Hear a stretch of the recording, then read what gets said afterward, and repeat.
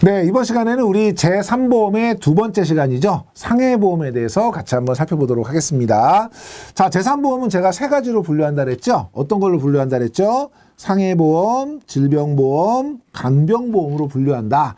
그래서 기본적인 개념을 보시면 상해보험은 급격하고 우연한 외래사고에 의한 상해죠. 그러니까 일반 상해보험이 있고 재해보험이 있고 교통재해보험 이런 것들로 나누어지게 되고요. 질병보험은 상해가 아닌 질병이니까 암보험이라든지 건강보험이라든지 치아보험 같은 것들이 질병보험에 해당이 될 거고요. 간병보험 같은 경우는 일상생활이 불가능한 일상생활 불능 상태에서 간병이 필요한 거기 때문에 저희가 흔히 이제 롱텀 케어, LTC라고 부르는 장기 간병보험이나 치매보험 같은 것들이 이제 해당이 될 거예요. 그래서 시험에는 상해보험에는 뭐 재해보험, 치아보험 등이 있다 그러면 이 치아보험은 상해보험이 아니고 질병보험이다. 이렇게 여러분이 구분하실 수 있도록 정리해 주시고, 자, 제3보험의 특징을 보면 상해와 질병 같은 것들이 함께 보장이 되는 종합형 상품이 이제 많고요. 두 번째, 주계약이 아니라 특약으로도 다양하게 부과돼서 판매되는 그런 것들이 많은 것이 제3보험 상품의 기본적인 특징이에요. 자, 그러면 우리 이제 상해보험이라고 하는 걸 본격적으로 한번 살펴보시면 상해보험은 사람의 신체에 입은 상해에 대해서 치료에 소요되는 비용, 이걸 저희가 이제 치료비라고 할 것이고요. 상해 결과에 따른 사망, 상해 사망이 되겠죠. 요런 위험들을 이제 보상하는 요런 이제 보험이 상해 보험이기 때문에 질병에 대해서 소요되는 비용, 이런 지문은 당연히 틀린 것이고요. 외부로부터 돌발적인 사고로 인한 상해만 보험사고로 간주하기 때문에 상해 인정 여부가 굉장히 중요한 것이죠. 요 상해 인정 여부를 따질 때 우리가 급격하고 우연한 외래 사고 요걸 따지는 것이고, 밑에 보시면 생명보험은 피보험자의 생사가 보험사고이기 때문에 다툼의 여지가 적다. 생명보험은 사망했느냐 생존했느냐만 판단하기 때문에 어떠한 원인으로 사망했는지를 따지지 않는다는 뜻이죠. 그런데 상해보험은 상해냐 질병이냐 이걸 따져야 되기 때문에 그 원인을 다투는 데 있어서 다툼이 생길 수 있다. 이런 개념이고요. 그래서 밑에 보면 일반적으로 생명보험보다 보험사고 발생 여부에 대한 다툼의 여지가 적다라고 하면 틀린 거죠. 훨씬 더 많다라는 거 기억해 주시면 되겠고요. 자, 생명보험하고 이제 상해보험을 같이 한번 좀 비교를 해보면 보험사고 측면에서 상해보험 같은 경우는 세 가지였죠. 급격하고 우연한 외래사고. 그래서 발생 여부라든지 발생 시점이라든지 발생 원인, 피해 정도 이런 것들이 굉장히 불확정적이에요. 그런데 생명보험 같은 경우는 생존이냐 사망이냐 이것만 판단하거든요. 그렇기 때문에 사망 자체는 확정, 대신에 발생 시기만 불확정적이죠. 왜냐하면 누구나 사망하니까 언젠가는 사망하게 되니까 사망한다는 사실은 확정적인 위험인데 다만 언제 사망할 거냐만 불확실한 것이고, 상해 같은 경우에는 이 상해 사고가 일어날지 안 일어날지, 언제 일어날지, 일어나면 얼마나 일어나고 어떤 것 때문에 일어날지가 다 불확실하다는 게 특징이다. 이런 얘기고요. 두 번째, 보험급여 같은 경우에는 상해보험 같은 경우는 정액보험의 성질과 실손보험의 성질 모두 보유하는 반면에 생명보험 같은 경우는 정액보험의 성질만 가지고 있다라는 게 차이점이고, 그 다음에 우리 상해사고의 요건, 상해사고는 세 가지가 있었죠. 급격성, 그 다음에 우연성, 그 다음에 외래성, 이 세 가지를 모두 동시에 충족해야 돼요. 그렇기 때문에 시험 문제에는 제가 계속 강조하고 있지만 급격성, 우연성, 외래성이 아닌 뭐 지속성, 계속성 이런 것들을 포함한다거나 아니면 세 가지 중에 한 개 이상 또는 두 개 이상을 충족하면 된다거나 이런 식의 지문이 많이 나오고 있어요. 세 가지 모두를 충족해야 되고, 사고 발생과 신체 상해 사이에 상당한 인과관계가 있어야 되는 거죠. 그 상해로 인해서 치료를 받거나 수술을 받거나 입원하거나 사망해야 된다. 그런 뜻이고요. 세 가지 3요소. 첫 번째, 급격성.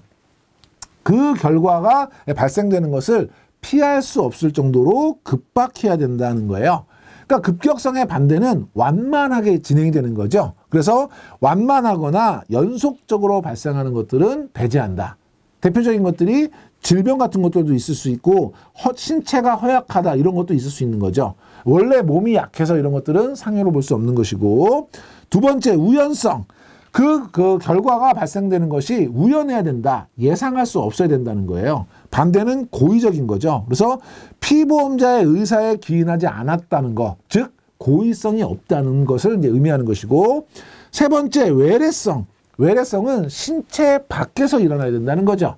원인에서 결과에 이르는 과정이 몸이 아니라 외부 요인에 기인하는 것이다. 그렇기 때문에 의도하거나 예상되는 뭐 자살이라든지 싸움이라든지 자해라든지 이런 것들은 상해에서 배제가 되는 것이다. 그래서 여러분이 세 가지 요소 기억하시고 배제되는 것들 어떤 것들이 있고 각각의 요소가 어떤 걸 의미하는지 이런 것도 다시 한번 정리해 두시고요. 상해와 질병의 관계에서 우리 보험회사의 보상 여부를 한번 볼게요.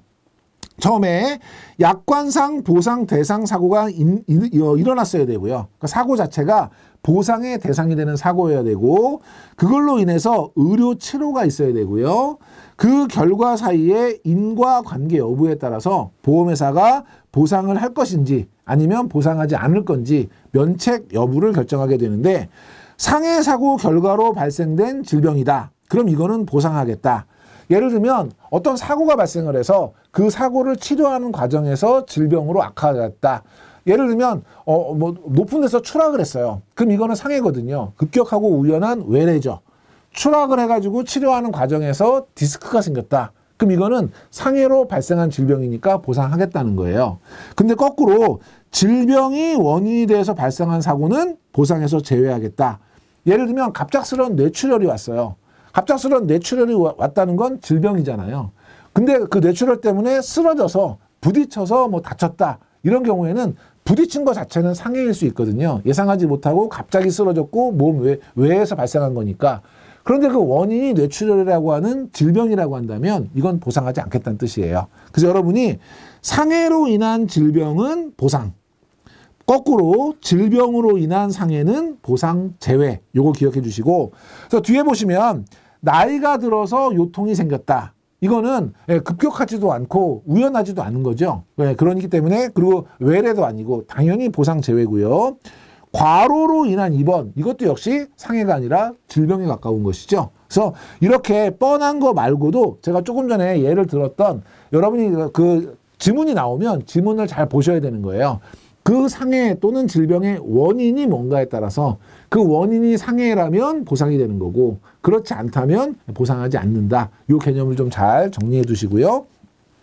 상해보험의 종류를 한번 살펴볼게요. 자, 보장 내용에 따라서 일반 재해를 보장하는 것이 있고요. 교통사고를 보장하는 것이 있고 레포츠 사고, 그래서 좀 위험한 그런 이제 스포츠들 있죠. 레저 스포츠 같은 것들, 이런 것들을 보장하는 것을 나눌 수 있고, 그 다음에 완기 환급에 대해서, 그러니까 이제 위에 일반 재해냐, 교통사고냐, 레포츠냐는 보장 내용에 따른 이제 분류라고 한다면 환급 여부에 따라서 환급금이 있으면 만기 환급형, 없으면 순수 보장형으로 보상하는 것이고, 선택 특약을 이제 부과해서 상해로 인한 수술이나 입원이나 생활 보조금 같은 경우를 보장하는 것도 가능하다. 자, 상해 개념, 몸에 상처를 입는 부상보다 넓은 의미. 그래서 단순한 부상이 아니라 그걸로 인해서 발생되는 질병까지를 포함하기 때문에 넓은 의미예요. 시험에는 좁은 의미라는 지문이 많이 나오기 때문에 넓은 의미라는 거 기억해 주셔야 되고, 외관상 분명한 상처 자국을 남기는 것에 한정하지 않고 그걸로 인한 사망도 보장을 하고요. 그리고 신체 장애까지를 보장하기 때문에 훨씬 더 넓은 개념이다. 이런 개념이죠. 그래서 외관상 상처 자국을 남기는 것에 한정한다거나 아니면 상해로 인한 사망은 담보하지 않는다거나 이런 지문들 조심하시고, 생명보험은 상해보험과 생명보험의 재해는 어떻게 다르냐. 상해에다가 하나를 더 추가하는 거예요. 뭐냐면 감염병의 보장을 더해서 재해 개념이죠. 그러니까 뭐 최근에 우리 코로나19 같은 경우에 얘는 급격하고 우연하지만 신체 외부가 아니라 몸 안에서 발생하는 건데, 이거를 상해보험에서는 신체 외부기 때문에 보상하지 않는 반면에 재해에서는 갑작스럽게 발생했지만 신체 그 내부에서 발생했지만 외부에서 바이러스가 침투한 걸로 보아서 보상하겠다는 개념이거든요. 그렇기 때문에 감염병 보장 여부에 따라서 생명보험의 재해는 보장을 하고 일반적인 상해보험에서는 보장하지 않는다. 이렇게 봐주시면 될 것 같아요. 그래서 생명보험에서는 1급 감염병까지 보장하는 재해 개념이기 때문에 손해보험의 상해보다는 훨씬 더 보장 범위가 넓다고 할 수 있다. 네, 기억해 주시고. 자, 상해보험의 이제 급부 종류를 보니까 재해 사망 보장 보험금, 요거는 재해를 직접적인 원인으로 사망했을 경우에 사망보험금이 나가겠죠. 위에 있는 것처럼 간접적이면 안 나간다 그랬죠.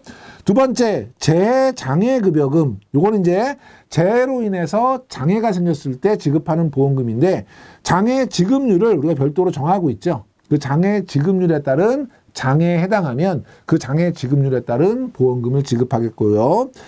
재해수술급여금, 재해를 직접적인 원인으로 수술했을 때 재해 입원급여금, 재해로 인한 직접 치료를 목적으로 입원을 했을 때, 그리고 만기 환급금은 보험기간 종료 시까지 생존했을 때 만기의 환급금의 형태로 지급을 하겠죠. 그래서 여러분이 이런 기본적인 급부 내용들 참고로 봐주시면 될 것 같고요. 다음에 상해보험의 종류에서 이제 일반적인 가입 조건이 있는데요. 보험기간은 일반적으로 1년 이상으로 가입하는 것이 일반적이고요. 그래서 시험에 1년 미만 많이 나오고요. 두 번째, 가입 대상과 연령인데 일부 위험직을 제외하고 상해가 발생하기 쉬운 그런 위험 직군들이 있잖아요. 그거는 제외하고 65에서 75세까지 가입이 가능하다. 여기서 여러분이 기억하셔야 될 건 뭐냐면 질병 같은 경우에는 퇴행성이어서 나이가 많이 들수록 발병 확률이 높아지기 때문에 고연령의 가입을 제한합니다. 상해는 나이와 상관없기 때문에 상대적으로 고연령도 가입이 가능하다는 걸 비교해서 기억해 주셔야 되고 60세 이상은 가입이 제한된다. 65세 이상은 제한된다. 이런 건 상해보험에 해당되지 않는 질병보험에 대한 얘기고요. 주보험에서는 질병 사망을 부과하는 것은 불가능하고 질병 사망은 반드시 특약에 의해서만 보장할 수 있다. 이거 제가 계속 강조했던 거죠. 질병 사망은 주계약으로 담보할 수 없다. 질병 사망은 반드시 특약으로만 가입할 수 있고 보장하지 않은 원인에 의한 사망 시에 우리 상해여야 되는데 상해가 아닌 질병으로 사망했다. 이럴 경우에는 뭘 지급하죠? 책임준비금 지급하고 계약은 소멸한다 그랬죠. 책임준비금을 지급하고 계약은 소멸합니다. 기납입보험료 또는 책임준비금과 기납입보험료보다 큰 금액, 해지 환급금 다 틀린 거예요. 책임준비금 꼭 기억해 두시고 직종별로 위험 등급 체계가 있는데요. 위험직과 비위험직 간의 상이한 위험, 그거에 따라서 보험료를 차등하게 하기 위해서 상해 위험이 높은 직업을 위험직, 그 다음에 상해 위험이 상대적으로 낮은 직업을 비위험 직업으로 분류해서 각각 차등된 위험률, 차등된 보험료를 적용한다. 그래서 밑에 보면 보험사고 발생 확률과 직업은 무관하다, 틀린 거죠. 예를 들면 질병 같은 경우에도 일정하게 뭐 직업과 관련이 있을 수 있지만 질병은 직업보다는 개인과 관련이 많은 거죠. 그래서 직업은 연령에 제한이 있는 것이고 질병은 연령에 제한이 있는 것이고 상해는 연령보다는 어떤 일을 하냐에 따라서 발생 확률이 달라지기 때문에 직업에 대한 제한이 있다. 이렇게 구별해서 여러분 기억해 주시면 될 것 같고요. 상해보험의 상품 설계인데요. 보험사고가 우발적인 외래의 원인으로 발생하기 때문에 연령별 위험을 구분 없이 산출한다. 연령은 신경 쓰지 않는다는 거예요. 그렇기 때문에 밑에 단일률, 군단율을 이용해서 보험료를 산출하기 때문에 연령과 관계없이 보험료는 동일하다. 연세가 있으신 분이나 젊은 분이나 교통사고 확률은 똑같다는 거예요. 그렇기 때문에 연세가 많다고 해서 교통사고에 대한 보험료를 더 많이 책정하진 않는다. 단일한 동일한 보험료를 적용한다. 그래서 단일률, 군단율 이런 하나의 사고에 대해서는 하나의 요율을 적용한다는 뜻이고요. 나이가 증가해도 보험료에는 큰 차이가 없다. 만약에 시험 문제 이렇게 나오면 괜히 부정적인 느낌이잖아요. 우리 상해보험 같은 경우는 나이가 증가하더라도 보험료에 차이가 없다. 그럼 얼핏 보면 틀렸다. 이렇게 생각하실 수 있어요. 근데 이건 맞는 지문이에요. 상해보험은 나이와 상관없다. 뭐하고 상관이 있다? 직업과 상관이 있다. 질병보험은 직업과의 상관관계는 상대적으로 약하다. 뭐하고 상관이 있다? 나이와 상관이 있다. 요거를 꼭 구별해서 기억해 주시기 바랍니다. 자, 상해보험에서 직업, 직무가 변경된 경우 아까 우리 상해보험은 나이보다는 뭐가 중요하다 그랬죠? 네, 직업이 중요하다 그랬죠. 중간에 가입하고 나서 직업이나 직무가 바뀌면 반드시 보험회사에 알려줘야 되는 의무가 있어요. 이걸 저희가 이제 통지 의무라고 했었죠. 그 통지 의무. 그 다음에 위험 변경이 증가했다. 위험이 더 높게 변경됐다. 이것도 통지를 해줘야 되고요. 만약에 이런 의무를 이행하지 않았을 경우에는 계약을 해지할 수 있죠. 보험회사가. 그 내용입니다. 그래서 요 관련된 내용들은 어디에 규정이 되어 있냐면 보험업법이 아니라 상법 제632조에 규정이 돼 있어요. 그래서 시험 문제에는 보험업법에 규정돼 있다. 이런 문제 많이 나오거든요. 그래서 우리 직업 직무 변경 통지 의무는 어디에? 상법에 규정돼 있다. 먼저 기억하시고, 자 밑에 보시면 직업이 변경이 되면 보험료와 보장 범위가 달라질 수 있다. 예를 들면 보험료가 올라갈 수도 있고 일정한 보장에 대해서는 보장을 하지 않을 수도 있고 달라질 수 있고, 그래서 위험한 직업이나 직무로 변경을 했다. 이럴 경우에는 사고 발생 위험이 증가된 것이잖아요. 그러면 보험료가 인상될 수 있고요. 그 다음에 직업별로 이런 것들을 우리가 확인하기 위해서 위험 등급을 별도로 구분해요. 그래서 몇 등급으로 구분하냐면 5등급. 그리고 등급에 따라서 다시 3단계로 위험을 차등해서 적용합니다. 시험 문제에 얘가 아주 많이 나옵니다. 5등급 3단계인데 이거를 3등급 5단계로 바꿔서 시험 문제 많이 나오고요. 그리고 위험 등급을 뭐 3단계로 한다든지 뭐 아니면 그 위험률을 뭐 5단계로 차등 적용한다든지 하나하나의 지문으로도 나오고 긴 지문에서 3자, 5자만 바꿔서도 지문에 많이 나옵니다. 그래서 여러분이 기억하실 숫자 위험 등급은 몇 단계요? 5등급. 그리고 보험료 차등은 몇 단계로? 3단계로 나눈다. 5등급 3단계 꼭 기억해 주시고, 만약에 위험한 직업이나 직무로 변경이 됐다. 이럴 경우에는 보험회사에 반드시 알려야 됩니다. 금융위원회, 생명보험협회 아니고요. 보험회사 알려야 되고, 이런 의무를 우리가 통지 의무라고 하고요. 통지 의무를 이행하지 않았다. 이럴 경우에는 보험금을 지급받지 못할 경우도 생길 수 있는데요.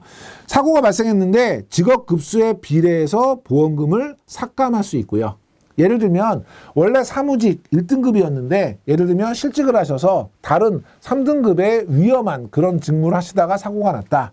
그러면 1등급과 3등급 간에 그 비율이 있잖아요. 그 비율에 따라서 확정된 보험금이 삭감돼서 지급될 수 있고, 또 통지 의무 위반 사실을 안 날로부터 1개월 이내에 보험료의 증액을 청구할 수 있고요. 그러니까 예를 들면 통지 의무를 위반하신 걸 내가 뒤늦게 알았는데 1개월 안에, 그러면 통지 의무 위반된 기간 동안에 보험료 한꺼번에 내세요. 그래서 증액으로 받을 수도 있고, 그 다음에 보험 계약을 해지할 수도 있죠. 이때도 역시 마찬가지로 무효가 되는 것은 아니고 해지할 수 있고요. 그러면 그때 해지 환급금이 있다면 해지 환급금은 고객에게 돌려드리겠죠. 그래서 이거는 언제든지 계약을 해지할 수 있다. 이런 지문이 많이 나와요. 언제든지가 아니라 1개월 이내에 해지할 수 있습니다. 그래서 1개월도 중요한 숫자고요. 언제든지 해지할 수 있는 것은 아니다. 이것도 챙겨두시고, 밑에 변경 사실은 반드시 보험회사에 통지를 해야 되고요. 보험 설계사에게 통지한 것만으로는 효력이 없다. 그래서 이것도 시험에 간혹 나오죠. 설계사에게 통지했다면 통지한 것으로 본다. 아니에요. 보험회사에 통지해야 되고, 그렇기 때문에 이게 통지를 했냐 안 했냐, 보험회사에 받았냐 설계사가 받았냐 이런 것들 문제가 생길 수 있기 때문에 가급적 서면으로 변경 통지를 하고요. 그것을 보험증권에 기재해서 다시 보험증권을 받는 이런 절차를 거치는 것이 안전할 수 있고, 마지막으로 변경된 직업과 관계없이 사고가 발생했다.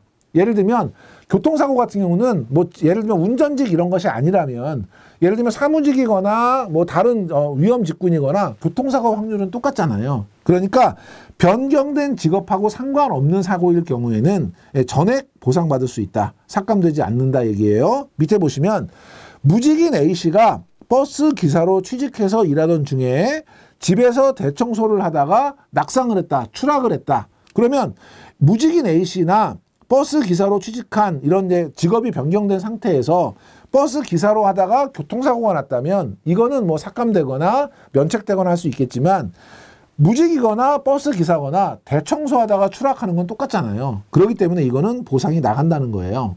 그런데 사무직에서 생산직으로 변경을 했는데 생산직으로 근무하다가 작업 중에 사고가 났다. 이거는 사무직이었으면 안 날 사고잖아요. 그거는 직무와 관련된 사고잖아요. 이런 경우에는 보상이 제한된다는 거라서 직업과 관계없이 발생한 사고는 보상은 전액 받을 수 있다. 이것도 여러분이 잘 기억해 주시면 되겠습니다. 자, 이번 시간에 이렇게 해서 상해보험에 대해서 살펴봤고요. 다음 시간에 우리 재산보험의 두 번째 질병보험에 대해서 계속해서 살펴보도록 하겠습니다. 네, 이번 시간에는 우리 재산보험 중에서 질병보험에 대해서 같이 한번 살펴보도록 하겠습니다. 자, 질병보험의 의의를 좀 먼저 보시면요. 사람의 질병 또는 질병으로 인한 입원, 그 다음에 수술, 이런 질병을 치료하기 위한 위험을 보상하는 것이고요. 다만 상해에서 차이가 뭐냐면 질병으로 인한 사망은 제외한다 그랬죠. 그래서 우리 주계약으로 질병 사망을 담보할 수 없고요. 질병 사망은 반드시 특약으로만 가입할 수 있다. 요거 여러분이 잘 기억해 주셔야 되고, 위에 보시면 재해수술비는 질병보험 주계약에서 보상한다. 재해는 질병이 아니기 때문에 질병보험에서는 보상하지 않겠죠. 기억해 주시고요. 사망보장은 주계약이 아닌 특약으로만 보장할 수 있다. 요거는 이제 사망보험하고 공통점이니까 질병 사망은 주계약으로 보장할 수 없다. 꼭 기억해 두시고, 대표적인 보험으로는 암보험이라든지 실손 의료보험이라든지 치아보험이라든지 이런 것들이 해당이 될 거고요. 시험 문제에 간혹 가다가 간병보험을 끼워놓고 질병보험이라고 하는 경우가 있는데, 간병보험은 질병보험이 아니라 별도의 하나의 보험으로 상해, 질병, 간병 큰 카테고리에 해당된다. 구분해 주시고, 질병 관련 상품을 이제 세분화해서 다양한 주계약이나 다양한 특약 형태로 만들어서 판매하기도 합니다. 자, 밑에 보면 질병보험 시장에 이제 변화 요인이 있는데요. 첫 번째, 인구 고령화. 질병이라고 하는 것은 주로 퇴행성이죠. 나이가 많아지면 많아질수록 질병의 발병률이 높아지기 때문에 노인성 질환의 발생이 증가하게 되고 질병 기간이 장기화되는 특성들을 보이고 있고요. 두 번째, 질병 형태가 변화하고 있죠. 그래서 우리 식생활이라든지 생활 양식들이 이제 서구화가 되면서 예전에 우리나라에 많이 없었던 질병들이 이제 많이 발생하기도 하고, 예전에 우리 후진국병이었던 질병들은 다 정복이 돼서 최근에 발생률이 많이 떨어지기도 하고, 그래서 이런 질병 형태가 생활 형태에 따라서 달라지고 있고요. 그 다음에 상품 개발 트렌드에서 우리 종신보험 시장이 포화가 되고 질병 중심의 재산보험 시장으로 전체적으로 이제 변화가 되고 있는 추세이다라는 것인데요. 이건 여러분이 참고로 봐주시면 될 것 같습니다. 다만 종신보험 시장에서 질병보험 시장으로 변화하고 있는 것을 거꾸로 질병보험 시장에서 종신보험 시장으로 변화하고 있다라고 하는 지문은 간혹 출제가 되기 때문에 이런 지문들은 눈여겨봐 주시면 좋겠습니다. 자, 그렇다고 하면 이제 질병의 개념 먼저 좀 넘어가 볼게요. 심신 전체 일부가 1차적 또는 계속적으로 장애를 일으켜서 정상적인 기능을 할 수 없는 상태, 이걸 우리가 질병이라고 하는 것이죠. 그래서 신체의 비정상적인 상태가 이제 주요 원인이 되는 것이고, 외래성을 인정하고 있지 않은 거죠. 질병은 몸 안에서 일어나야지 상해와 반대죠. 상해는 급격하고 우연한 외래 사고지만 질병은 외래성을 인정하고 있지 않은 거예요. 그래서 노화로 인해서 요통이 있다. 이거는 이제 질병이에요. 그런데 물건을 들다가 다쳐서 요통이 있다. 이거는 상해인 거죠. 똑같이 허리가 아픈 거지만 나이가 들면서 허리가 아픈 것은 질병이고 다쳐서 허리가 아픈 것은 상해다. 이런 개념이고요. 질병보험의 일반적인 가입 조건, 역시 이것도 중요하겠죠. 보험 기간은 주로 10년 이상 장기. 그래서 우리 아까 상해보험 같은 경우는 1년 이상으로 주로 단기적으로 많이 가입을 하는데 반해서 질병보험은 상대적으로 10년 이상 길고요. 이것도 10년 미만으로 시험 문제 가끔 나오고요. 가입 가능 연령은 만 15세 이상이 이제 대부분이고, 상법에서는 질병보험의 기간이나 가입 연령에 대해서는 법적인 제한은 별도로 두고 있지 않아요. 다만 보험회사별로 약관이나 인수심사 기준에서 10년 이상, 15세 이상 이렇게 규정하고 있고, 고연령일수록 또 건강 상태가 좋지 않을수록 위험률이 현저히 높은 경우 가입 제한이 가능하죠. 퇴행성이기 때문에 아까 상해는 연령보다는 직업이, 질병은 직업보다는 연령이 중요하다 그랬죠. 그래서 고연령이거나 건강 상태에 따라서 가입이 제한될 수 있고요. 연령이 증가하게 되면 위험률이 점점 커지죠. 그러니까 보험료는 상승하는 것이 일반적이고, 특화된 질병보험 상품은 보험료가 저렴한 반면에 보장하는 질병이 적음에 유의해야 된다. 예를 들면 뭐 치아보험이라든지 이렇게 특화된 질병만 보장을 한다 그러면 보험료는 상대적으로 저렴하지만 보상받을 수 있는 범위가 작다는 걸 알고 계셔야 되고요.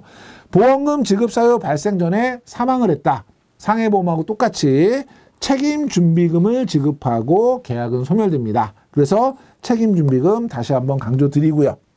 우리 이제 함정을 찾아보면 나이, 건강 상태와 관계없이 가입이 가능하다, 틀린 거죠. 예, 나이나 건강 상태에 따라서 가입이 제한될 수 있고, 직종별 위험 등급 체계를 시행하고 있다. 이거는 상해보험에 대한 설명이지 질병보험에는 해당되지 않는 설명이고요. 그 다음에 연령이 증가하면 보험료는 감소한다, 증가하겠죠. 이런 것들 눈여겨서 좀 봐주시고, 자, 이제 각 질병보험 중에서 세부적으로 암보험으로 한번 넘어가 볼게요. 암보험의 종류를 먼저 보시면 환급금을 주느냐 그렇지 않느냐에 따라서 순수 보장형과 만기 환급형으로 구분되고 있고요. 시험 문제에 자주 나오는 것 중에 뭐냐면 암보험은 만기 환급형은 판매되지 않는다, 이런 질문 자주 나오고 있어요. 만기 환급형도 가능하다 기억해 주시고, 특정암이라고 해서 3대 주요암, 그래서 이제 회사별로 상품별로 차이는 있겠지만 주로 간암, 위암, 폐암과 같이 우리나라 사람들이 많이 발병하고 치명적인 이런 암들을 별도의 주요암으로 이제 보장하기도 하고요. 고해감, 치료비가 많이 든다든지 치명률이 높다든지 이런 경우에는 고해감을 별도로 설정하기도 하고요. 반대로 소해감, 예, 그래서 우리가 치료가 좀 간단하다든지 예후가 좋다든지 최근에 많이 정복이 됐다든지 이런 경우에는 별도의 이제 약관상 항목을 두어서 소해감으로 분류해서 일반암과 다른 작은 보상을 하는 그런 경우도 있고요.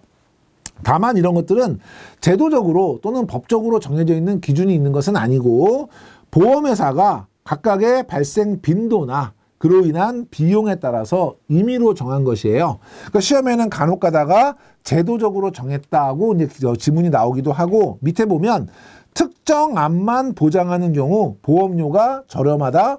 특정 암은 주요 암이기 때문에 오히려 보험료가 더 비싼 경우가 많죠. 그래서 특정 암이라고 해서 특정 암만 보장한다고 해서 보험료가 항상 저렴한 것은 아니고요. 암보험은 주계약의 형태, 특약 형태 모두 판매 가능하고, 이것도 우리 질병 사망처럼 특약으로만 판매한다, 이런 건 잘못된 설명이고요. 암보험의 주요 보장 내용을 보시면 암과 관련해서 진단을 받으면 진단비를 급부할 수 있고요.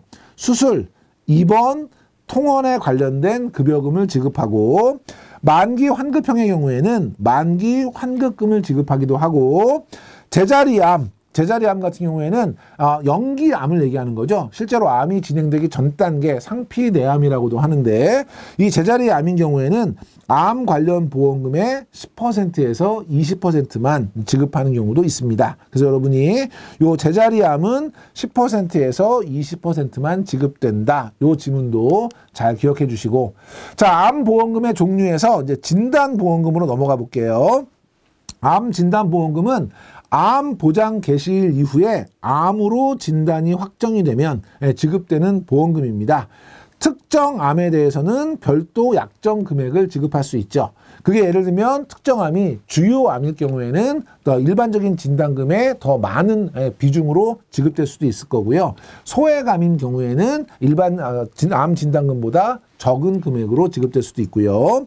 암 직접 치료 입원 보험금이 있는데 시험에 아주 많이 나옵니다. 여러분이 꼭 챙겨두셔야 되는데, 암의 직접적인 치료를 목적으로 입원을 했다, 이 경우에 지급되는 것이 직접 치료 입원 보험금이에요.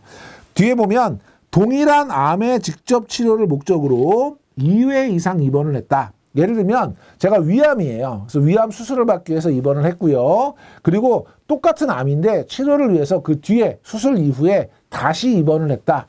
이거는 동일한 암의 직접 치료를 목적으로 한 입원이잖아요.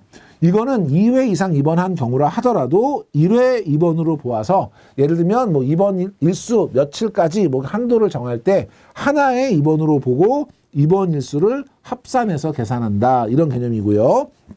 두 번째, 입원 치료 기간 중에서 보험 기간이 만료가 된 경우, 이 경우에는 계속 중인 입원에 대해서 한도 1 기준으로 계속 보상을 합니다.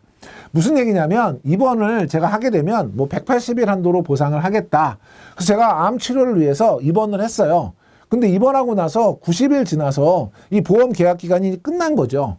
그러면 나는 180일 한도인데 90일까지밖에 보상을 못 받았잖아요. 그럼 이렇게 보험 기간이 끝나면 그 이후에 입원에 대해서는 어떻게 할 거냐? 180일까지는 계속 보상하겠다. 이런 개념이거든요. 그렇기 때문에 보험 기간이 만료되었더라도 보상을 한다는 게 첫 번째 중요하고요. 한도는 최고 한도 1 기준으로 보상한다. 이걸 보셔야 되는데 밑에 보시면 뭐 90일 한도, 180일 한도 이거는 상품마다 다르기 때문에 우리가 정할 수 없는 거죠. 그러니까 무조건 90일 한도다 틀린 거고요. 무조건 180일 한도 틀린 거예요. 회당 최고 한도 1로 여러분이 기억해 주시고 보험 기간이 만료가 되면 보험금 지급도 종료된다. 뭐 이런 이제 지문도 많이 나오는데 계속해서 보상하고요. 요 위에 있는 내용도 중요한데요. 직접 치료가 아니고 합병증 치료를 위해서 입원을 했다. 이 경우에는 보상에서 제외됩니다. 직접 치료가 아닌 경우에는 직접 치료 입원 보험금으로 보상하지 않습니다. 그래서 합병증 치료는 보상되지 않는다는 것도 기억해 주시고 자 뒤에 암 직접 치료 통원 보험금 입원이 아니라 통원하셨을 경우에 나가는 거겠죠. 그래서 암 보장 개시일 이후 암으로 진단이 확정이 되고 직접적인 치료를 목적으로 통원을 하실 경우에는 회당 약정된 보험금을 지급하고요. 수술보험금 마찬가지로 직접적인 치료를 목적으로 수술을 받을 경우에 사전에 약정한 보험금을 지급하고요. 암 사망보험금 요거는 특약으로 가입할 수 있고요. 마찬가지로 암 사망의 경우에도 질병 사망이기 때문에 주계약으로는 보상할 수 없습니다. 그래서 시험에 암 사망은 주계약으로 보상할 수 있다. 틀린 거예요. 암 사망도 특약으로만 보상할 수 있다. 기억해 주시고 그래서 보험기간 중에 암으로 인해서 사망하는 경우 약정한 사망보험금을 지급합니다. 특약으로만 가입할 수 있고요. 자, 다음에 암 표준 약관상 직접 치료의 범위인데요. 이 범위는 일반적인 내용이고 해당되지 않는 것이 훨씬 더 중요한 그런 부분이에요. 그래서 이것도 보상이 된다, 안 된다. 시험 문제 많이 나오고 있기 때문에 잘 챙겨주셔야 됩니다. 첫 번째, 암을 제거하거나 암의 증식을 억제하는 치료로서 의학적으로 안전성과 유효성이 입증되어서 임상적으로 통용되는 치료, 이 치료를 우리가 기본적인 암 직접 치료비로 간주를 합니다. 근데 밑에 보시면 예시가 나와 있죠. 항암 방사선 치료라든지 항암 화학 치료라든지 그래서 우리 암세포를 죽이기 위한 그런 이제 약물 치료 같은 것들을 의미하는 것이고 암 제거 및 증식을 억제하는 수술이라든지 이런 것들이 복합적으로 이루어져 있는 치료 이런 것들을 저희가 일반적으로 암 직접 치료비로 인정을 하고 있는데 밑에 보면 포함되지 않는 경우가 있어요. 식이요법이라든지 명상요법이라든지 의학적으로 안정성과 유효성이 입증되지 않은 민간요법의 경우에는 직접 치료비로 보상받으실 수 없고요. 면역력 강화 치료 역시 보상받을 수 없고요. 다만 이 면역력 강화 치료의 경우에 의학적으로 그 유용성이나 효용성이 입증이 된 그래서 임상적으로 통용되는 면역력 강화 치료라고 한다면 그거는 인정을 해주는데 그거에 대한 입증 책임은 계약자분에게 있을 것이고요. 암이나 암 치료로 인해서 발생한 후유증, 합병증 치료는 인정하지 않습니다.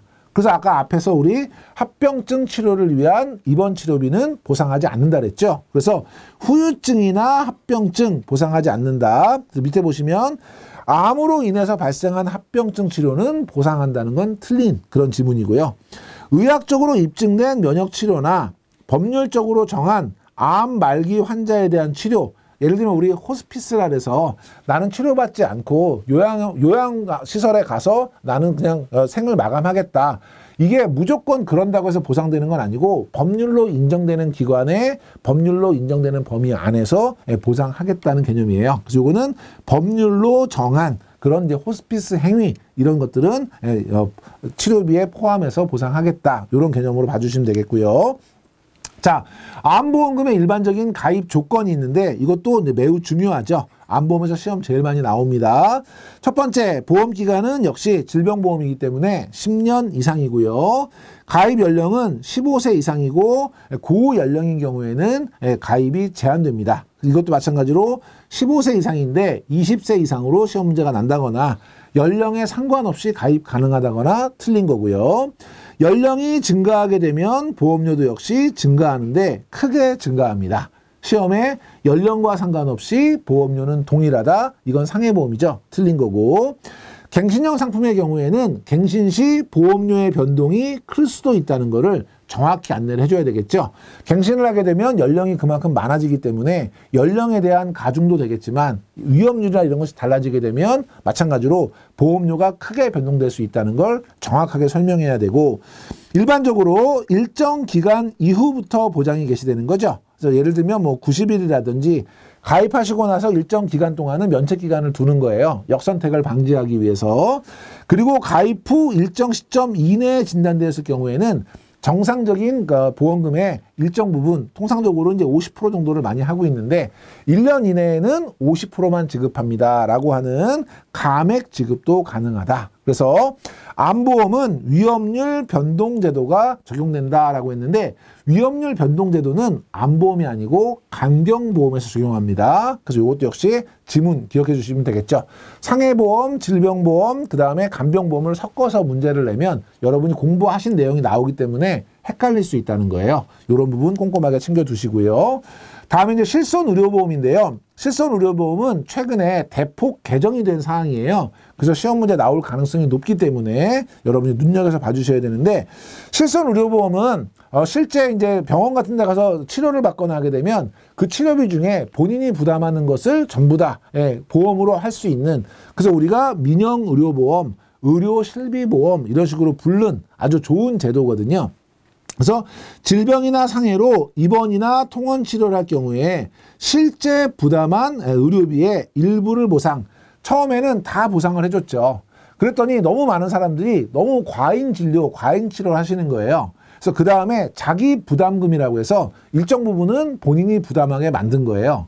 근데 그럼에도 불구하고 비급여가 되는 예를 들면 건강보험에 적용이 안 되는 뭐 도수치료라든지 MRI라든지 이런 치료들이 늘어나서 그 다음번에는 그런 치료들은 특약을 가입하신 분들만 할 수 있게 했는데 그래도 너무 많이 늘어나서 감당을 할 수 없게 되는 거죠. 손해율이 높아져서. 그래서 최근에 거는 그런 부분들은 어떻게 하냐면 비급여에 대해서는 많이 치료받으신 분들은 보험료를 할증하고 적게 치료받으신 분들은 보험료를 할인하도록 제도가 이제 계속해서 바뀌어가고 있는 상황이에요. 어쨌든 실제 부담한 의료비의 일부를 보상한다는 개념은 자기 부담금이 있다는 것으로 이해하시면 될 것 같고 2018년 4월 1일부터는 단독형 상품으로만 판매한다. 얘는 거꾸로 특약으로 가입할 수 없다는 얘기입니다. 그러니까 예전에는 다른 보험 상품에 실손 특약을 넣을 수 있었는데 지금은 실손 특약 가입할 수 없고 실손보험이라고 하는 실손의료보험 단독 상품으로만 가입할 수 있다는 뜻입니다. 그래서 특약으로 부과되어서 판매 가능하다 틀린 지문이고요. 위에 맨 위에 보시면 가입 연령에 상관없이 납입하는 보험료는 동일하다. 연세가 많을수록 진료받을 가능성이 높지요. 당연히 보험료는 올라갈 거고요. 가입자가 부담한 실제 의료비 전액을 보상한다. 자기 부담금이 있기 때문에 전액이 아니라 일부를 보상한다는 거고요. 자, 밑에 보장 영역을 보시면 첫 번째, 국민건강보험의 급여 항목 중에서 본인 부담액, 그래서 실제로 건강보험에 해당하는 진료를 하더라도 본인이 부담하는 금액에다가 비급여 항목, 즉 건강보험의 대상이 되지 않는 치료, 이거를 더한 결과적으로는 실제 환자가 부담해야 되는 금액을 대상으로 하고 있고요. 동일인이 다수의 실손의료보험에 가입하더라도 이름에 지금 실손으로 돼 있죠. 그러면 중복보상되지는 않겠죠. 그러면 비례보상이 되겠죠. 상법의 실손 보상 원칙에 따라서 사고가 발생하게 되면 보상 책임액에 대해서 비례 보상을 하게 됩니다. 그러니까 가입한 금액 비중에 따라서 서로 나누어서 일정 비율로 비례 보상한다는 뜻이고요. 의료법의 실손 보상 원칙 상법인데 의료법이라고 시험에 내기도 하고요. 보상 책임액에 대해서 비례하는데 납입 보험료에 대해서 비례한다. 이런 지문도 가끔 나옵니다. 그러니까 보험금을 비례해서 보상하는 것이지 납입 보험료를 비례해서 받는 것이 아니란 뜻이고요. 그 다음에 가입 시 실손보험 계약 유무를 확인하는 것이 필요하죠. 왜 필요해요?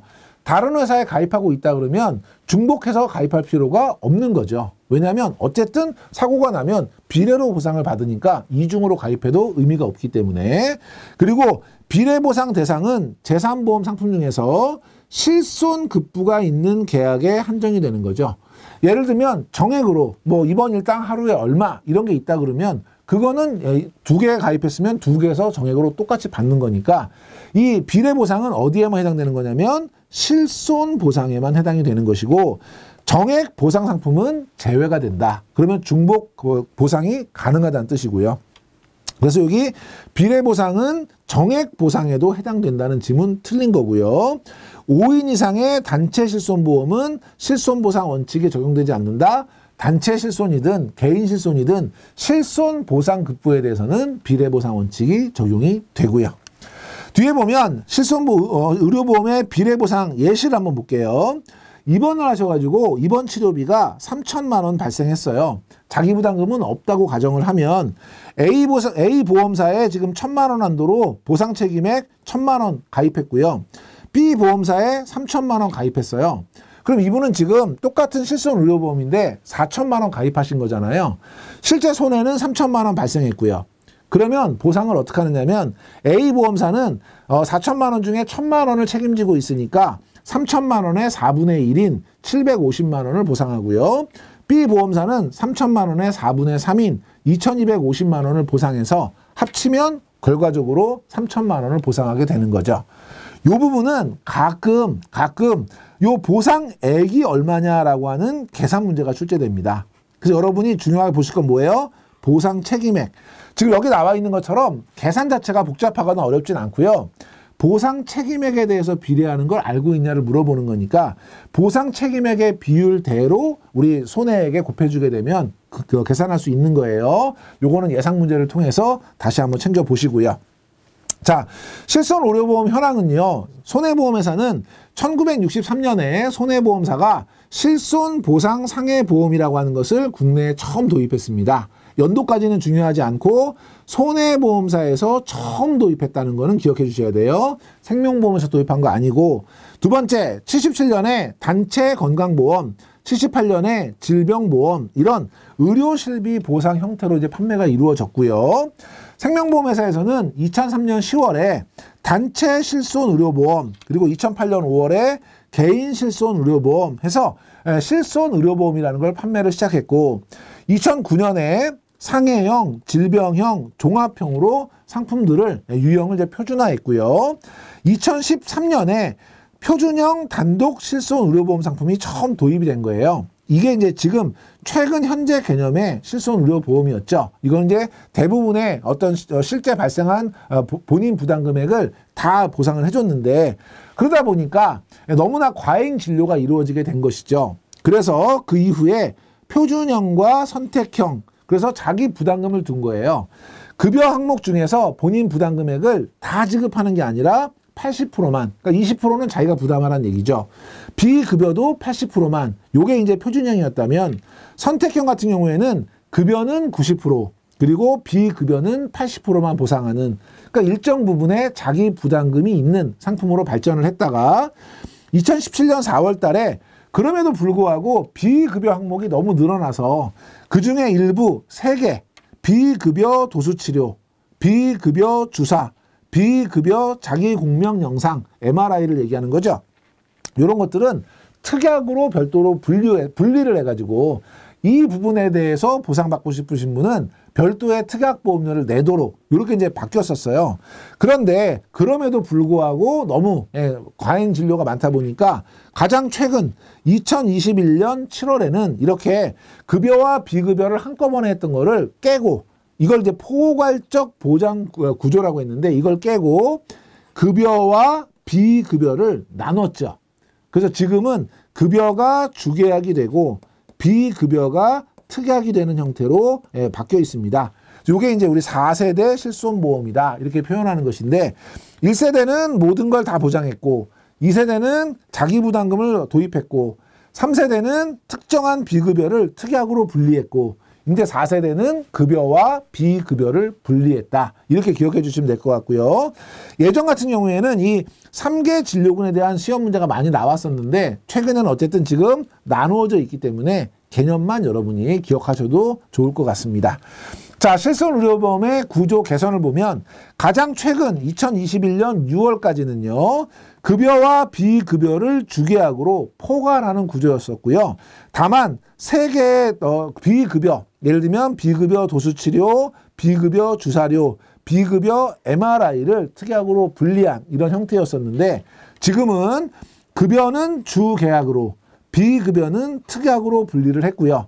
이 특약인 비급여에 대해서도 치료 횟수라든지 그 다음에 금액이라든지 일정 금액에 대해서는 한도를 제한할 수 있는 그래서 한도에 대한 제한이 존재한다. 그래서 여러분이 지금은 주계약 급여와 특약 비급여로 급여와 비급여가 분리됐다. 이걸 기억해 주시고요. 자, 실손의료보험의 주요 보장 내용을 보시면 주계약인 급여와 특약인 비급여로 이제 구성이 되어 있고요.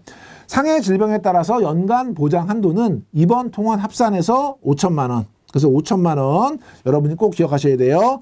급여, 비급여 모두 5천만 원이고요. 실제 지출한 의료비의 일부를 보상합니다. 무슨 뜻이에요? 자기 부담금은 그대로 있다는 것이고 통원의 경우에는 회당 20만 원으로 회당 금액을 제한하고 있고요. 그래서 급여, 비급여 5천만 원인데 3천만 원 또는 회당 20만 원인데 50만 원 이런 식으로 숫자를 바꾸는 지문들 나올 수 있으니까 기억해 주시고 과잉 진료 방지를 위해서 의료비 일부를 본인이 부담하는 자기 부담금은 그대로 존재하는데 주계약과 특약이 자기 부담 비율은 차이가 있고요. 뒤에 가서 살펴보실 거고 특약의 경우에는 가입자 간의 보험료 부담의 형평성 문제를 해소하기 위해서 비급여 이용량과 연계해서 보험료를 차등 적용하겠다.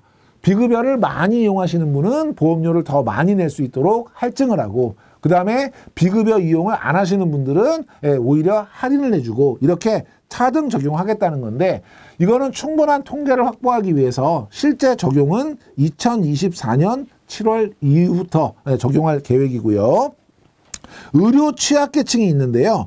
의료 취약계층은 국민건강보험법에 의해서 산정 특례 대상자로 정해져 있는 암 환자라든지 심장질환 환자라든지 희귀난치성 질환자라든지 이런 분들은 의료 취약계층으로 별도로 구분하고요. 또 노인 장기요양법상 장기요양 대상자 요양등급 1등급, 2등급으로 판정을 받으신 그분들 역시 뭐 치매라든지 뇌혈관 질환으로 이제 1등급, 2등급을 받았다. 이런 경우에는 중증 질환 치료를 위해서는 비급여를 어쩔 수 없이 받아야 되잖아요. 그렇기 때문에 보험료 차등은 적용 대상에서 제외된다. 그러면 시험 문제에 의료 취약 계층도 보험료 차등 대상에 포함된다. 그럼 이건 틀린 것이겠죠. 다음에 실손의료보험의 주요 보상 내용은 예전에는 질병과 상해를 구분해서 입원과 통원을 나눴었죠. 그래서 옛날에 입원은 연간 5천, 그 다음에 통원은 연간 5,400. 왜냐하면 회당 30만 원, 180회를 제한했기 때문에 곱하면 5,400이었어요. 마찬가지로 상해도 5,000, 5,400이었던 것을 지금은 4개로 써놨지만 한마디로 얘기하면 우리 입원, 통원 합산하죠. 그래서 급여, 비급여 상관없이 그 급여도 5천만 원, 비급여도 5천만 원. 다만 통원은 회당 20만 원으로 하고 있죠. 이 4개가 같은 얘기예요. 그러니까 급여든 비급여든 상관없이 입원이든 통원이든 상관없이 합산해서 5천만 원 한도고요. 그러니까 급여도 5천만 원, 비급여도 5천만 원. 다만 통원인 경우에는 회당 20만 원, 5천만 원, 20만 원 숫자가 중요하고, 다만 우리 지금 비급여 통원인 경우에는 횟수라든지 금액에 제한이 있을 수 있다. 요거 여러분이 봐주시면 되고요.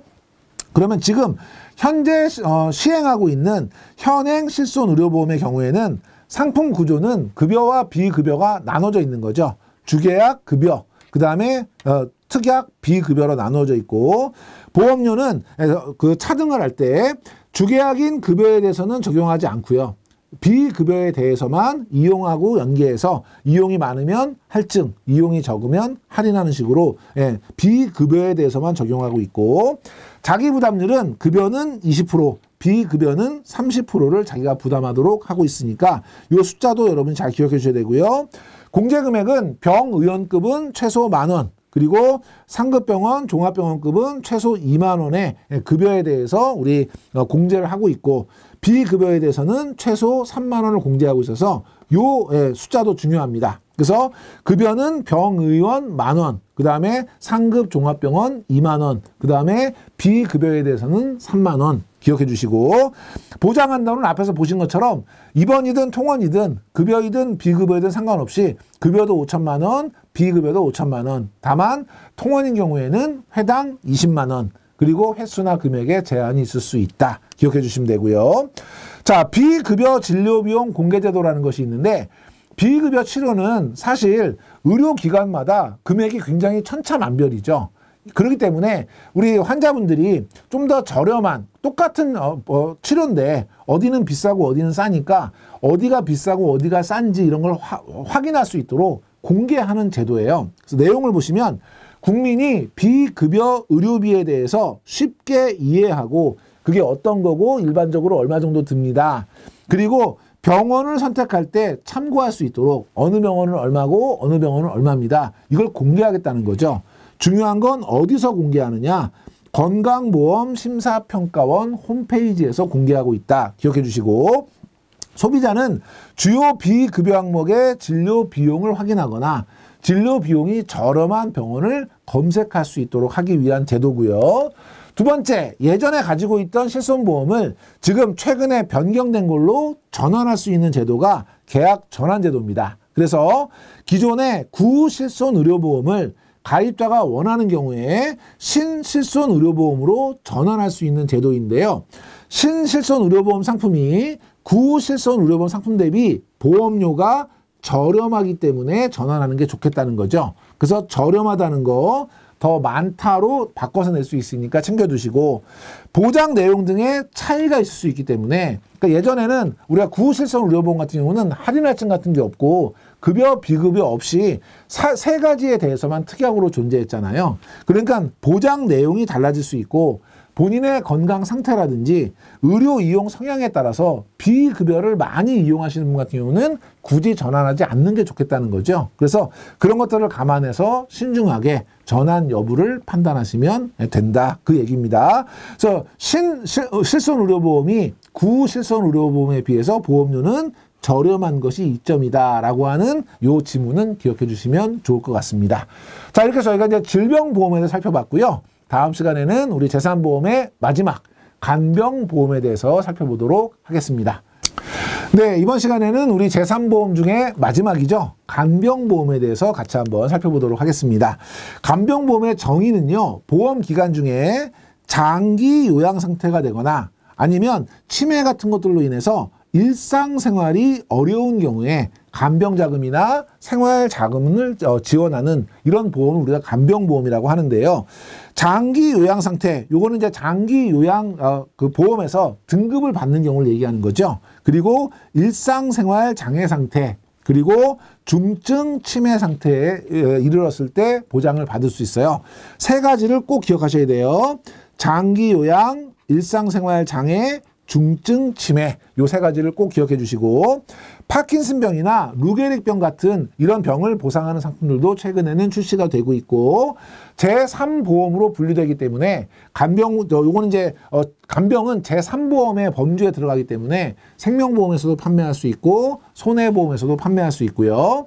그래서 일반적인 간병보험 그리고 롱텀 케어를 할 수 있는 보장특약 그리고 치매 보장특약 이렇게 다양한 명칭들로 판매가 될 수 있고요. 주계약으로 가입할 수도 있고 그리고 선택특약으로 가입하는 것도 가능합니다. 그러니까 주계약도 가능하고 선택특약도 가능하니까 뭐 주계약으로만 할 수 있다. 특약으로만 할 수 있다. 둘 다 틀린 거고요. 용어를 한번 정리해 볼게요. 장기 요양 상태, 일상생활 장애 상태, 중증 치매 상태인 경우에 보상한다고 했는데 장기 요양 상태라는 게 뭐냐? 만 65세 이상 노인 그리고 노인성 질병을 가진 만 65세 미만자 그러니까 노인은 아니지만 노인성 질병을 가진 경우를 이야기하는 거죠. 거동이 현저하게 불편해서 장기 요양 등급이 필요하다고 판단이 돼서 그냥 판단만 하면 되는 게 아니라 노인 장기 요양보험법에 따라서 요양 등급을 받으셔야 되는데 1등급, 2등급 판정을 받으신 경우를 우리가 장기 요양 상태라고 합니다. 두 번째, 일상생활 장애 상태. 요게 이제 시험에는 가끔 나오거든요. 재해라든지 질병으로 인해서 보호기구, 뭐 휠체어라든지 목발이라든지 의수나 의족 같은 이런 것들을 사용하더라도 생명 유지에 필요한 기본적인 동작들을 스스로 할 수 없는 상태예요. 그렇다고 하면 그 기본적인 동작이 뭐냐가 중요하겠죠. 첫 번째, 이동하기를 스스로 할 수 없으면서 이동하기는 디폴트예요. 그러니까 움직이시지 못하면서 식사를 못 하신다든지 화장실을 사용할 수 없다든지 목욕을 혼자 못 한다든지 옷 입기를 못 한다든지 이런 것들을 어느 하나라도 그러니까 이동하지 못하는 거는 디폴트 그리고 이동하지 못하면서 식사를 혼자 못 하신다거나 이동을 못하면서 화장실을 혼자 못 가신다거나 이동 못하면서 목욕을 못하거나 이동 못하면서 옷 갈아입지 못하거나 요거예요. 시험 문제 이게 의외로 많이 나옵니다. 거기에 많이 나오는 게 말하기, 운동하기 이런 것들이 나와요. 그래서 여러분이 이동하기가 디폴트다라는 것도 기억하셔야 되고 식사, 화장실, 목욕, 옷 입기 요거는 꼭 기억을 해주셔야 돼요. 그리고 중증 치매 상태라고 하는 거는 재해나 질병으로 중증 치매 상태가 되고 이로 인해서 인지 기능 장애가 발생한 상태인데 인지 기능을 얼마나 인지가 장애가 있는지 이거를 우리가 측정하는 척도를 CDR 척도 인지 지능 검사라고 하는데요. 이 검사에서 CDR 척도 검사가 3점 이상이 되면 중증 치매로 봅니다. 요것도 여러분이 같이 기억을 해주시고 간병보험의 종류는요. 공적 장기 간병보험이 있고요. 민영 장기 간병보험이 있어요. 공적 장기 간병보험은 우리가 이제 법 제도적으로 우리 노인 장기 요양보험법에 의해서 요양 등급을 받게 되면 공적으로 나라에서 이제 보상해주는 부분 건강보험처럼 이렇게 우리 건강보험은 우리가 돈을 내고 가입을 하게 되면 그 치료나 이런 걸 받을 때 일정 부분을 나라에서 보상해 주는 거잖아요. 공적 보험이잖아요. 마찬가지로 노인 간병보험에 의한 보상을 우리가 공적 장기 간병보험이라고 하고 그게 아니라 민영보험사에 내가 혹시 몰라서 보험료를 내고 준비하는 이걸 이제 민영 장기 간병보험이라고 합니다. 자, 공적 장기 간병보험은 2008년 7월부터 노인 장기 요양보험법에 따라서 노인 장기 요양보험 제도를 우리가 시행을 하고 있다는 거죠. 그래서 장기 간병이라든지 요양 문제를 사회가 책임지겠다. 국가와 사회가 같이 부담하겠다. 이런 제도로 이해해 주시면 되고요. 대상은 아까 앞에서 우리 노인 장기 간병 상태라고 했던 만 65세 이상 노인이거나 65세 미만이더라도 노인성 질병을 가진 65세 미만자를 대상으로 하고 있고요. 심신의 기능 상태에 따라서 장기 요양 인정 점수를 산정하고 등급을 판정해요. 통상적으로 이제 1등급부터 5등급까지 등급을 매기는데 우리가 이제 장기 요양 상태가 되려면 1등급, 2등급 판정을 받으셔야 되는 것이죠. 등급에 따라서 노인 요양시설 등과 계약을 해서 요양 서비스를 제공하거나 각각의 비용을 지원합니다. 그래서 관련된 함정을 보시면 민영장기간병보험보다 먼저 시행되었다. 민영장기보험이 훨씬 더 먼저 시행됐으니까 틀린 지문이고요. 만 65세 이상 노인인데 60세로 시험 문제 가끔 나오고요. 심신의 기능 상태에 상관없이 정액보험을 지급한다? 아니에요. 기능에 따라서 등급을 판정하고 그 등급에 따라서 보상을 하게 되는 것이고요. 민영장기간병보험은 보험금 지급 방식에 따라서 정액 또는 실손으로 보상할 수 있고 우리나라는 정액 보상 형태로 2003년 8월부터 판매했으니까 2008년 7월부터 판매한 공적 장기간병보험보다 먼저 판매가 됐고요. 실손 보상 형태가 이제 있다고 했는데 민영장기보험 같은 경우는 장기간병보험 같은 경우는 실손 보상 형태가 거의 없어요. 물론 뭐 최근에는 실손 보상이 아니라 간병인을 직접 보내주는 뭐 이런 형태의 상품도 출시되어 있긴 하지만 공식적으로는 정액 보상이에요. 하루에 얼마 뭐 이런 식으로. 그렇기 때문에 실손 보상 형태는 존재하지 않는다. 이 지문도 꼭 기억해 주시고 독립적인 형태인 연금형, 종신보장형, 정기보장형 그리고 각각의 특약 형태로 구분할 수 있고요. 갱신형과 비갱신형으로 구분할 수 있다.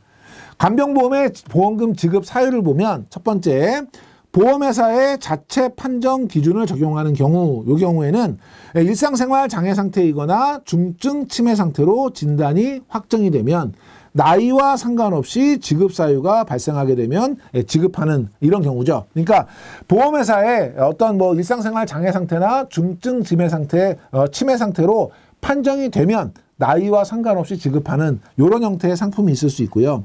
두 번째, 요양보험의 기준을 적용하는 경우에는 일단 장기 요양보험의 대상이 돼야 되니까 65세 이상 노인이거나 노인성 질병을 가진 65세 미만자로 대상이 한정된다는 게 차이점이고 마찬가지로 노인 장기 요양보험 판정 기준으로 1등급, 2등급을 받았을 때 보상이 나간다는 거죠. 그러니까 위에 지급 사유도 차이가 있고 그 다음에 대상에도 약간의 차이가 있다는 거 비교해서 기억해 주시고 간병보험의 면책 사유가 있는데요. 면책 기간은 암보험처럼 면책 기간이 있는데 일상생활 장애 보장은 90일, 중증 치매는 2년을 면책 기간으로 하고 있고요.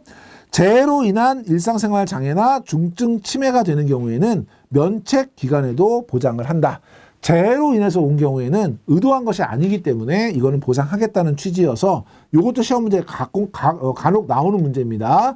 잘 봐주시고 면책사항은 스스로 위험률을 현저하게 높일 수 있는 행위를 반복하는 경우 그래서 악화될 수 있는 걸 반복할 때는 면책이 될 수 있고 그 대표적인 행위 중에 하나가 이제 알코올 중독이 되겠죠. 약물 중독이나 그 다음에 정신분열병이나 우울증과 같은 정신질환으로 인지기능 장애가 오는 것은 면책이고요. 의사의 처방에 의하지 않는 약물 투여로 인지기능이 장애된 거. 그러니까 알코올 중독이나 약물 중독 같은 것들은 이거는 이제 면책이 되는 거고 이거를 벗어나는 현저하게 위험을 높일 수 있는 행위를 반복하는 것 이것도 역시 면책에 해당이 되겠다라는 것이고요. 간병보험의 일반적인 가입 조건인데요. 보험기간은 대부분 종신인 경우가 많고요. 일부는 80세 만기형으로 가입하는 경우도 있는데 시험에는 대부분 80세 만기형이다라는 지문이 자주 나오고 있습니다. 틀렸고요. 가입 가능 연령은 30세 이후. 우리 일반 민영장기간병보험 같은 경우는 나이에 상관없이 증상이 나타나면 지급하잖아요. 공적인 것이 아니기 때문에. 그런데 이거를 65세 이후 공적 장기 간병보험과 헷갈리게끔 문제 내는 경우가 있고요. 수발이 필요한 상태 180일 또는 90일 이 정의에 따라서 보험료의 차이가 발생할 수 있고요. 피보험자의 사망 그리고 간병연금 수령 종료가 되면 계약은 소멸되고요. 그러니까 사망하시면 당연히 소멸되는 것이고 간병비 지급되는 기간이 끝나면 그러면 당연히 계약은 소멸되는 것이고 우리나라의 간병보험은 경험 데이터가 충분하지 않기 때문에 위험률 변동 제도를 채택하고 있죠. 그래서 나이에 따라서 건강 상태에 따라서 위험률을 계속 바꾸도록 하고 있어요. 시험에는 경험 데이터가 충분하다거나 아니면 위험률 고정 제도를 사용한다거나 이런 지문들 많이 나오고 있으니까 챙겨주시고 위험률 변동 제도라는 건 조금 전에 말씀드렸던 것처럼 의료기술의 발달로 실제 위험 발생률이 보험 가입 당시 예측한 위험률과 다른 경우 그런 경우에는 중도의 금융위원회의 인가를 얻어서 위험률을 조정하는 제도. 그래서 인가이지 승인은 아니고요. 금융감독원의 승인이 아니라 금융위원회의 인가이고요. 그 다음에 보험기간 중도에 보험료를 조정하는 것은 불가능하다. 아니, 가능하다는 거죠. 그 제도가 위험률 변동제도. 예를 들면 가입할 당시에는 굉장히 발병률도 높고 치료가 어려워서 위험률을 높게 책정해서 보험료가 비쌌지만 그 기간이 오래되니까 오랜 기간 가입하고 있으니까 중간에 의학이 발달하면서 그 정복이 좀 많이 되면 치료비도 싸질 수 있고 발병률도 줄일 수 있죠. 그러면 보험료도 같이 내려갈 수 있는 것이고 반대의 경우에는 거꾸로 올라갈 수 있다는 것이에요. 그래서 이런 위험률 변동 제도를 채택하고 있다. 용어 정도, 이런 것들은 뭐냐? 위험률 변동 제도다라는 용어 정도 여러분이 기억해 주시고, 중요한 거는 가입 조건이 시험에 많이 나오고 있으니까 잘 챙겨두시면 좋을 것 같습니다. 자, 이렇게 해서 이번 시간에 우리 간병보험까지 제3보험 전부 다 살펴봤고요. 여러분 열심히 노력하신 만큼 모두 좋은 결과 있으시기를 함께 응원하도록 하겠습니다. 지금까지 강의 들으시느라고 수고 많이 하셨습니다.